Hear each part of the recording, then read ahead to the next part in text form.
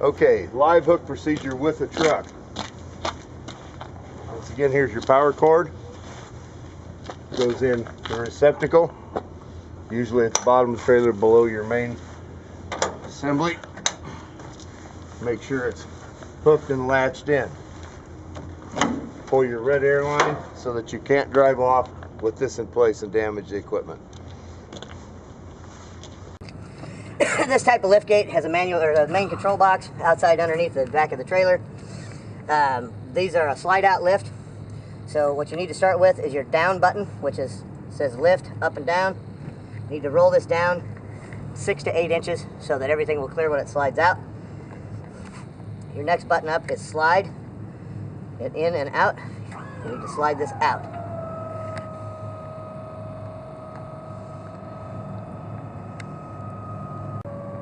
Okay, when the lift reaches extension, it will stop.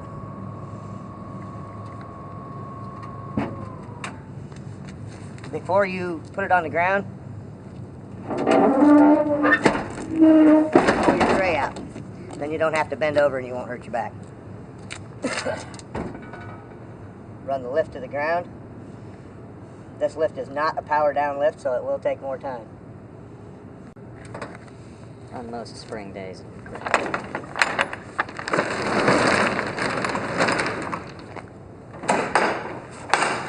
Open your door, you have a power button in here, up and down. Hit the up button and the lift will come up. Always stand clear. This is a pinch point between here and here.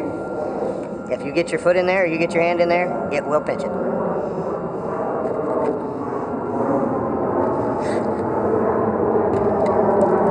That is the up operation of the slide out lift. Down operation of the lift is obviously just a reverse of the other process. Hold your down button. If you let up on the button, the lift will stop. Take the lift to the ground till you feel it make contact before you get off.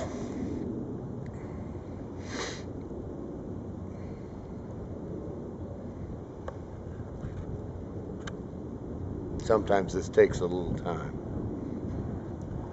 When you have flowers on this lift, it will go down much faster. The flowers weigh anywhere from 800 to 1,000 pounds, and they will make the lift move much quicker.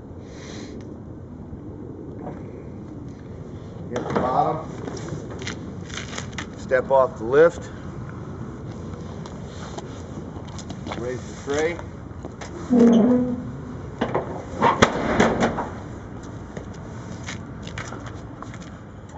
Lift your unit up off the ground, then slide in. Remember not to lift the unit all the way up or it will bind up on the way in. Just get it off the ground so that it can clear everything while it's moving. Again, the lift will stop when it's in the locked position.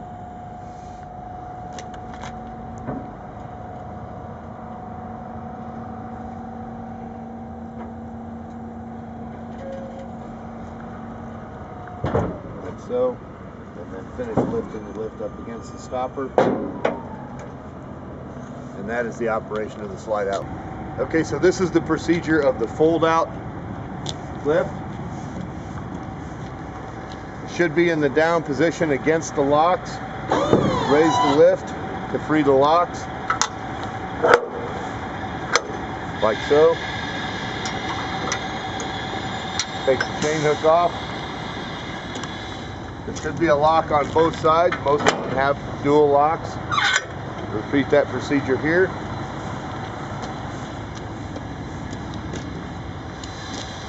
In here, the arrows up, down, obviously. Make sure that there is nobody standing behind the lift. If there is, there could be problems.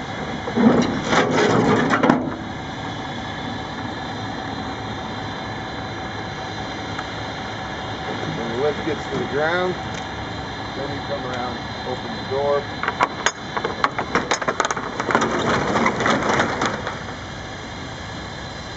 These are positioned so that you still have control from this button.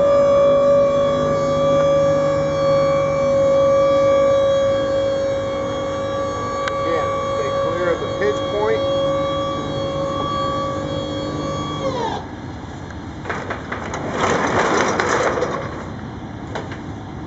have no inside control, so all controls are handled from this point here. Reverse operation. Lift goes to the bottom. Some of these lifts, this is the safety lock, or the fold lock, so when you raise the lift, you'll pull that handle to bring this up. I'll show that in a second. So begin to raise the lift, pull this handle back.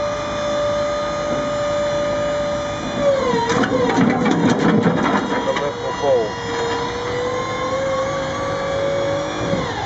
When it reaches all the way to the top, hook your chain, hook both of your stops, both sides.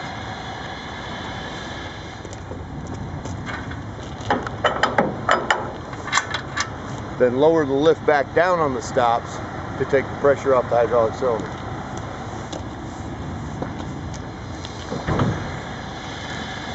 Occasionally on this type of lift, not all of the folding lock stop correctly.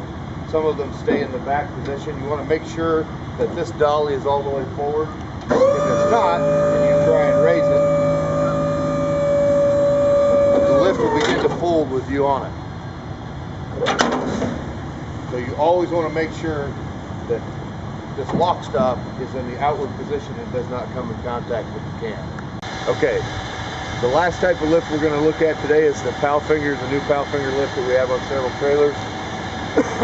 So it works the same as the other slide out. You lower the lift, so you get some clearance here so that you can slide the lift out.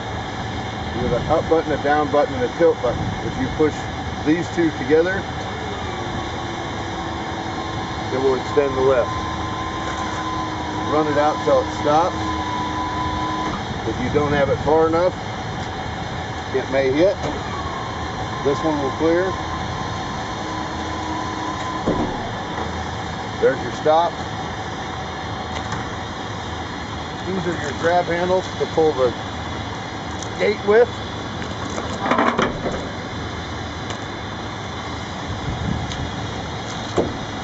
Run the lift all the way to the ground.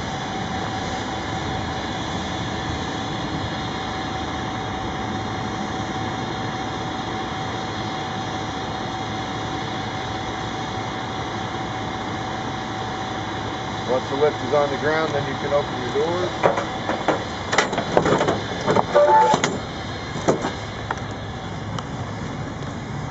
At this point, it's the same as the other lift.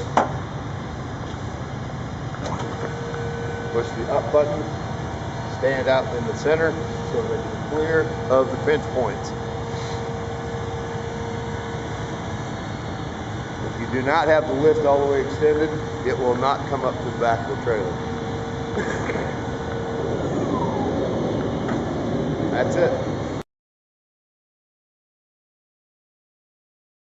As you can tell by the sunlight coming through the top of this trailer, these poles will go right through the sides of this trailer. Having them thrown up on top of here in a bad situation, in a rollover, these things are going to come flying out of this trailer in every direction, spearing at everybody in a quarter-mile radius of that accident scene. This is definitely not a good way to do it. As you can see, it's thrown all over the top here. In one of these deals, he's got these poles in the bases at the bottom with these loose shells thrown on top. He also ran his strap across in the back, holding these poles in, thinking he's going to hold his bases. And we can't even get to it to unstrap it. It's laying on top of it. Not a good way to do this.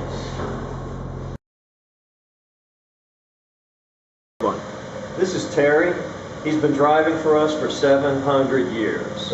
And he's going to show you how to make this look effortless. While Terry's doing this, I want you to pay careful attention.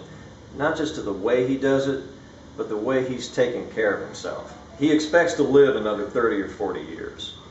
So when you do this, you need to make sure that you're very careful about your back and the way you lift. Everything he does is designed to make sure that at the end of the day, he doesn't have to see a chiropractor. Right, throwing them down for you.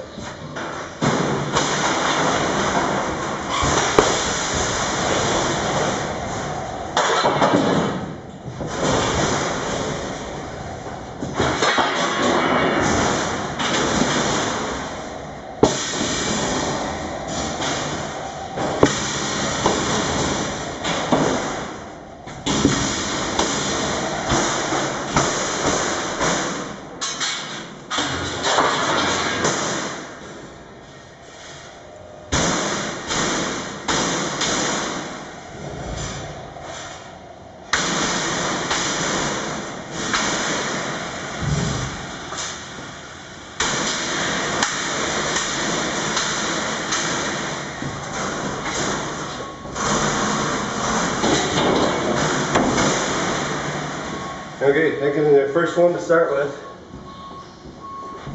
Okay, I throw 2 racks up in front so that I can throw the poles underneath so that when I start breaking them down, I'm not stepping on the upright poles. I can get them out of the way and I don't trip over.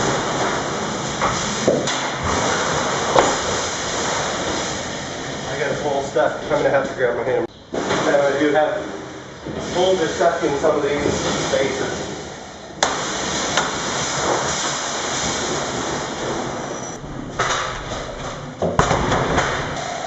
I also try to not stand behind the racks when I pull them down because sometimes the poles will shoot loose and that last shelf will flop out real fast at you. When I load the racks up or when I break the bases, break down to the bases, I like to have everything pointed the same direction as when it gets to greenhouse, they're going to take it off with the trailer, which means I leave all of the tongues pointed to the back of the trailer as I break it down.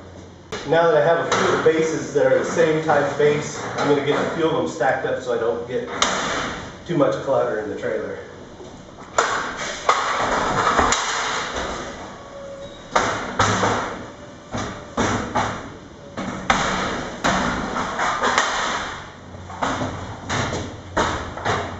These 3 have the same type bottom on them. They'll stick together fine. I'm going to break a few more down before I put the other one on that is a different type base.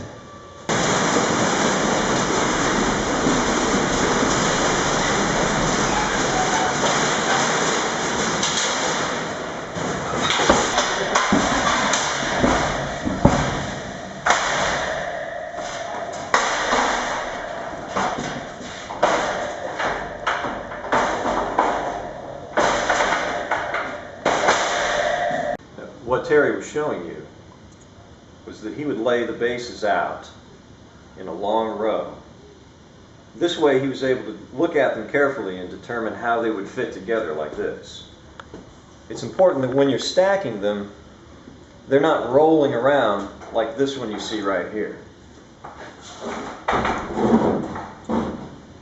So what you need to do is make a determination as you're building this stack as to which ones are going to go first and which will fit properly on top of which others.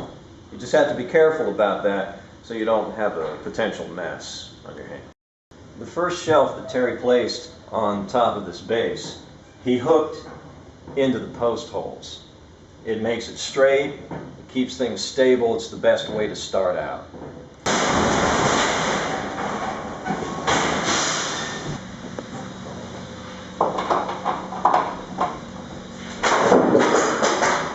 Also, I guess when I'm putting it in, I try to make sure that, if I can, that the first 2 racks are put to one side of the trailer.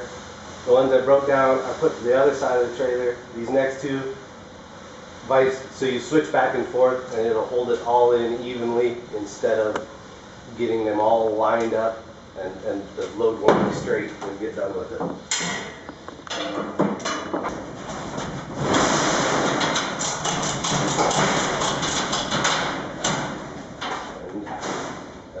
If you have the opportunity to do something like this, strapping these vertical posts against the wall, that's very nice. Very nice. And that way we don't have to drag them out from under everything. It's just an alternative. Another alternative, if you're unable to stack these bases the way Terry showed you, is to lay them on their side and place them in like this. And while we're at it, I just want to point out that when you place these in here, it's nice to have them on the base so that they can roll, but you don't want to have them horizontally the way this driver did. We'd rather have them 90 degrees so that they don't create this problem here.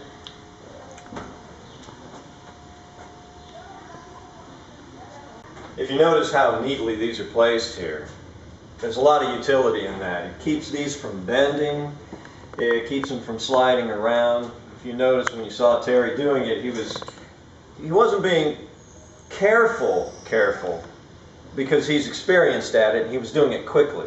But he was making sure when he threw them on here that they were lined up. That makes it easier all the way around. The whole point of doing this the correct way is really because it makes everyone's life better. The easier time we have pulling all of this equipment off the trailer when you get back, the easier time we'll have putting the cages back together, getting the plants in the cages, rotating everything through the system. We know you want to get out of here as soon as possible, as early in the day as possible. What we're trying to do in showing you how to do this the right way is just to make sure that when you come back, we can get the trailer offloaded, we can get plants on the trailer, and we can get you on the phone and say, come and get your load. That's the whole idea.